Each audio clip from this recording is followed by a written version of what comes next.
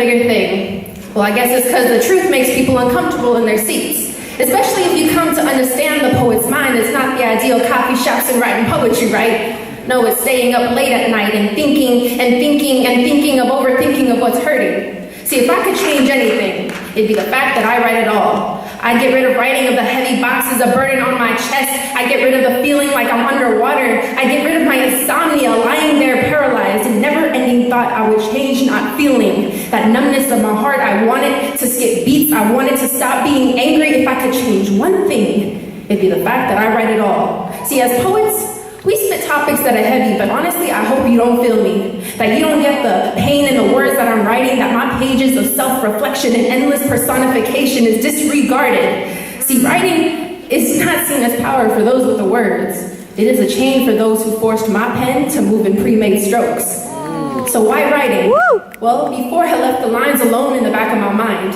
But when my outlets were deprived and when the contents of my life had swallowed me whole, keeping me silent, pages were there as fire newly ignited as I became the oxygen to help it keep burning. When you have no one, when the thoughts in your head have rung so loud into deafening silence, creating words that pour through crying tears, staining pages, that's what holds pure empathy.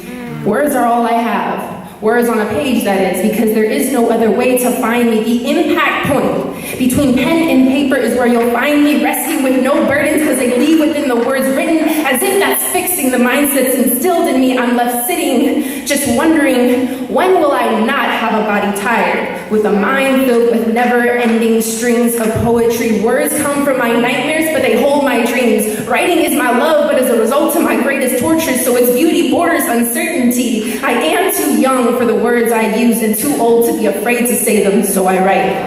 In all works, I've written of boxed minds, tired strengths, and unfed souls. It's what I am.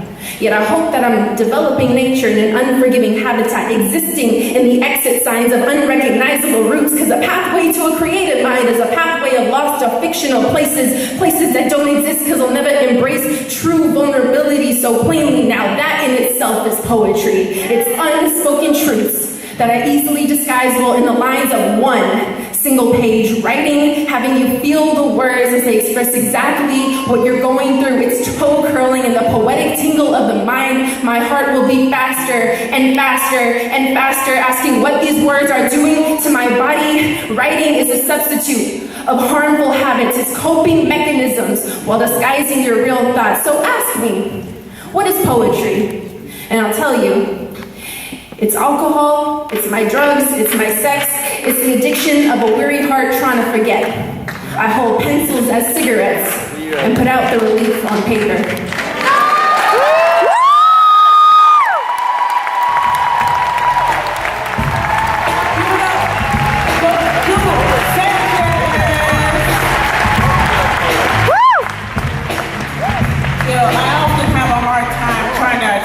Why I write, so I'm so glad that you just did that poem. Yo, Gabe, what you think? Yo, I feel like the poem was speaking directly to me, for real. Like, it used to be to believe in like making spaces where folks can combat silence, right? Because we believe that writing can often be a lifeline, that this can be a survival tool. So yo, clap it up for the poem for bringing that into the space.